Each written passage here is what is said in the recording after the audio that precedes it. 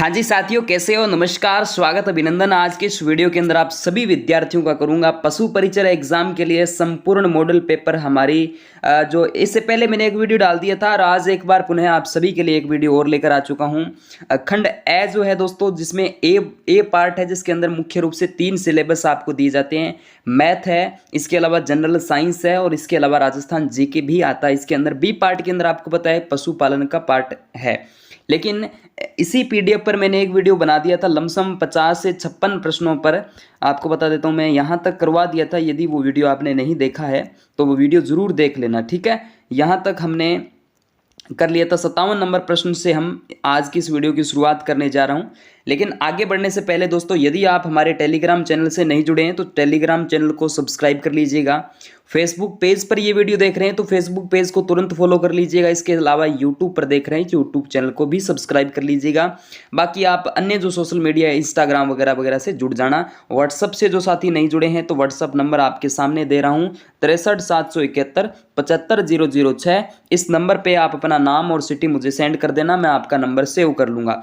चलिए साथियों, पहला प्रश्न यानी नंबर 57, लाल दोमट या लाल लोमी मिट्टी राजस्थान के उदयपुर, डूंगरपुर, बांसवाड़ा एवं चित्तौड़गढ़, प्रतापगढ़ जिलों में पाई जाती है। इसकी निम्न में से विशेषता क्या है? कौन सी विशेषता मुख्य रूप से हमें देखने को मिलती है? 57 नंबर का जो करेक्ट आंसर है दोस्तों आपके सामने हो जाता है कि ये इस मिट्टी के कण बारीक होते हैं। बिल्कुल एकदम सही बात है, बारीक होते हैं। इसमें नमी धारण करने की अद्भुत क्षमता होती है, बहुत ही भयानक क्षमता इसके अंदर होती है नमी को धारण करने की। इस वजह से भी सही आंसर है ये वाला। और इस मिट्टी में पोटास और लौह तत्व की अधिकता होती है। बिल्कुल ठीक बात है ये भी। तो यहाँ पर ये सभी जो है सही हो जाते हैं। डी करेक्ट आंसर है। उसके बाद देखिएगा, गंग नहर राजस्थान की प्रथम सिंचाई परियोजना है जिसका निर्माण बीकानेर के शासक महाराजा गंगा सिंह ने करवाया।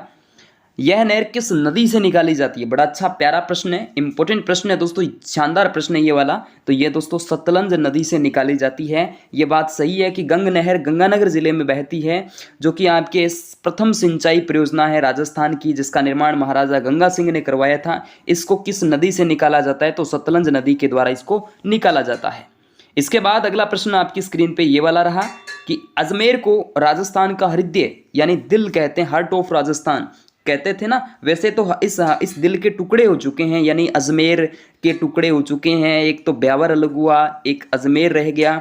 इसके अलावा केकड़ी जिले का निर्माण हुआ तो दिल के वैसे टुकड़े हुए हैं। लेकिन ये अजमेर झील किस स्थित नहीं है? इसका आपका जो करेक्ट आंसर है दोस्तों आपके सी यानी फतेह सागर झील तो नहीं है। पुष्कर झील अजमेर में, ठीक बात है। आना सागर झील, फाय सागर झील, लेकिन ये यहाँ पे सी करेक्ट आंसर है। उसके बाद निम्न में से कौन सी फसल उनालू के फसलों में शामिल नहीं है? ये प्यारा प्रश्न दोस्तों। एक तो होता है सियालू फसल। देखिए खरीफ की फसल होती है सियालू, तो सियालू खरीफ की है। और जो रबी की फसल होती है वो उनालू के अंदर आती है। तो गेहूं रबी की है, जो सरसों, चना, ये सारे के सारे क्या होती है? रबी की फसलें होती है। लेकिन खरीफ की फसल यानी सियालू फसल भी आपके 60 नंबर का डी करेक्ट आंसर आपके कपास हो जाता है। उसके बाद राजस्थान के निम्न जिलों में जनसंख्या वितरण के बढ़ते क्रम से संबंधित सही विकल्प का यहाँ पे पहचान करनी है। सही विकल्प की बात करें तो बीकानेर, अजमेर, जोधपुर और जयपुर का नाम यहाँ से लिया जा सकता है। करेक्ट आंसर ए हो जाता है। रामगढ़ गैस विद्युत केंद्र गैस पावर स्टेशन राजस्थान के किस जिले में है? तो ये दोस्तों छाबड़ा की बात कर ली जाती है, जैसलमेर की बात करी जाएगी। छाबड़ा 12 में है, लेकिन जैसलमेर करेक्ट आंसर यहाँ पे हो जाता है। रामगढ़ वैसे जैसलमेर में भी आ जाता है। उसके बाद बात करते हैं जनसंख्या 2011 की जनगणना के अनुसार निम्न में से गलत कथन की पहचान कीजिए। इंपॉर्टेंट प्रश्न है। 63 नंबर का करेक्ट आंसर है। लिंगानुपात 100 महिलाएं प्रति 1000 पुरुष, यहाँ पे गलत कथन है, बाकी सही है। 21.3 जनसंख्या वृद्धि दर, ठीक बात है। कुल साक्षरता 66.11% है। राज्य में सर्वाधिक जनसंख्या आपके जयपुर जिले में, ठीक बात है। यहाँ तक कोई दिक्कत वाली बात नहीं है। उसके बाद देखिएगा, खान और भू विज्ञान निर्देशालय राजस्थान में कहाँ स्थित है? तो ये अच्छा प्रश्न है दोस्तों। यहाँ पर देखिएगा उदयपुर करेक्ट आंसर रहेगा। चलिए अगला प्रश्न सुमेलित कीजिए। मेसा का पठार, बोराट का पठार, भोमट का पठार, आड़ावाल पर्वत, सुंडा पर्वत। ये सुंडा पर्वत राजस्थान के जालोर जिले में, यानी डी का चौथा हो जाता है। इसके अलावा आड़ावल पर्वत बूंदी में है। मेसा का पठार आपके चित्तौड़गढ़ में है, चित्तौड़ दुर्ग यहाँ पर बना हुआ है। तो यहाँ आप देख सकते हैं जो करेक्ट आंसर किस तरीके से इसको मिलान किया जा सकता है। मेसा का पठार चित्तौड़गढ़ में तो ए का पहला ही होगा, तो यहाँ पर इस सभी को कट कर दिया जाए तो ए करेक्ट आंसर है। बाकी आप अपने हिसाब से मिलान इसको कर लीजिएगा। चलिए अगला प्रश्न देखिएगा, किस प्रकार के वन राजस्थान राज्य के अधिकतम क्षेत्रफल को आच्छादित करते हैं? तो किस प्रकार के वन हमें देखने को मिलती है? सी करेक्ट आंसर, मिश्रित पर्णपाती वन देखने को मिल जाएंगे।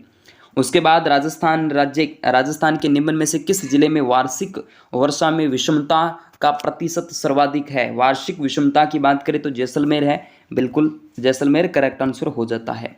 उसके बाद गुजरात एवं पाकिस्तान की सीमा से मिलने वाला राजस्थान का एकमात्र जिला यहाँ से देखने को मिल जाता है ए बाड़मेर, ठीक है, बाड़मेर। उसके बाद राजस्थान में सुपर क्रिटिकल तकनीक पर आधारित पहला थर्मल पावर प्लांट सूरतगढ़ में है दोस्तों, सूरतगढ़ श्रीगंगानगर आधुनिक विकास तीर्थ के रूप में इसको जाना जाता है। मुख्यतः दक्षिणी राजस्थान में पाए जाने वाले वृक्ष की पत्तियों का उपयोग बीड़ी बनाने में किया जाता है, बिल्कुल तेंदू पत्ते से बीड़ी बनती है। टिमरू यहाँ पर इस टिमरू नाम का वृक्ष है जिस पे लगता है ये फल, और दोस्तों यहाँ पर बीड़ी यानी धूम्रपान डंडिका जिसको कह सकते हो। निम्नलिखित में से कौन सा उद्यान 3162 वर्ग किलोमीटर के क्षेत्रफल में फैला हुआ है? और थार मरुस्थल के पारिस्थितिक तंत्र यानी इकोलॉजिकल जो सिस्टम है और विविध जीवों का उत्कृष्ट उदाहरण है। तो यहाँ पर देखिएगा जैसलमेर का मरुभूमि राष्ट्रीय उद्यान की चर्चा यहाँ से कर ली जाती है। उसके बाद राजस्थान के निम्नलिखित कृषि तथ्यों पर विचार कर गलत तथ्य की पहचान करिएगा। तो 72 नंबर का आपके सामने बाजरे के उत्पादन में राजस्थान का देश में प्रथम स्थान है, बिल्कुल प्रथम स्थान बाजरे के उत्पादन में हो जाता है, ठीक है।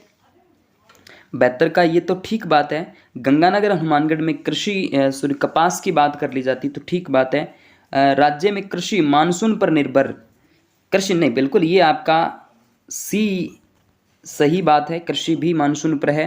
परंपरागत रूप से राज्य में गेहूं खरीफ की फसल नहीं रहे, ये रवि की फसल है दोस्त, ये रवि की फसल है, खरीफ की नहीं है, गेहूं रवि की है। तो ये यहाँ पे करेक्ट आंसर है, सी हो जाता है। उसके बाद बात करें जनगणना 2011 के अनुसार राजस्थान में सबसे कम लिंगानुपात किस जिले में रिकॉर्ड किया गया? सबसे कम लिंगानुपात की बात करें तो धौलपुर में है, बिल्कुल ठीक बात है। उसके बाद बात करें उदयपुर जिले की कोटड़ी तहसील की अरावली की पहाड़ियों से निकलने वाली वह नदी जो खंबात की खाड़ी में गिरती है, कौन सी खाड़ी में गिरती है भाई? खंबात की खाड़ी में। तो साबरमती नदी करेक्ट आंसर साबरमती हो जाता है। उसके बाद अगला प्रश्न, काली मिट्टी राजस्थान के दक्षिणी पूर्वी हिस्से में पाई जाती है, इससे संबंधित सही कथन की बात करते हैं दोस्तों। तो यहाँ पर इसमें बारीक कण होते हैं, हाँ ठीक बात है। इसके अंदर नमी धारण करने की क्षमता उच्च होती है, बिल्कुल ठीक बात है। कैल्शियम और पोटास की पर्याप्त मात्रा, ये भी ठीक बात है। लेकिन दक्षिणी पूर्वी हिस्सों में बीकानेर और चूरू का हिस्सा नहीं आता, ये शेखावाटी प्रदेश या आप उत्तरी कह सकते हैं, उत्तरी पश्चिमी हिस्सा कह सकते हैं, लेकिन ये हिस्सा नहीं आता। तो करेक्ट आंसर डी हो जाता है। उसके बाद देखिए पॉलिटिकल साइंस का वैसे तो कोई प्रश्न नहीं आने वाला, लेकिन राजस्थान अध्ययन जो आपके नाम दे रखा है उसके वो मेंशन है, ठीक है। तो राज्यपाल के अध्यादेश जारी करने की शक्ति संविधान के किस अनुच्छेद से प्राप्त है? तो यहाँ पर देखिएगा सी अनुच्छेद 213 इंपॉर्टेंट है। उसके बाद बात करते हैं वर्तमान में राजस्थान उच्च न्यायालय में न्यायाधीशों की संख्या को बढ़ाकर कितना कर दिया गया? तो 77 नंबर का ए 50 कर दिया गया है।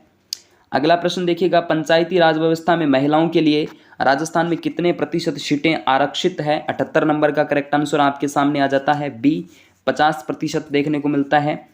राज्य में राजस्थान का राजकीय पशु निम्नलिखित में से कौन सा है? राजकीय पशु आपसे पूछा है तो चिंकारा बिल्कुल करेक्ट आंसर हो जाता है। उसके बाद अगला प्रश्न देखिएगा कुछ इस तरीके से आपके सामने, प्रसिद्ध निशानेबाज राज्यवर्धन सिंह राठौड़ का जन्म राजस्थान के किस जिले में होता है? तो 80 नंबर का आपके सामने करेक्ट आंसर जैसलमेर हो जाता है। अगला प्रश्न देखिएगा राजस्थान साहित्य अकादमी उदयपुर द्वारा 26 सितंबर 2023 को की गई घोषणा के अनुसार साहित्य मनीषी पुरस्कार किसे प्रदान किया गया? तो बी यहाँ पे वेदव्यास का नाम लिया जाएगा।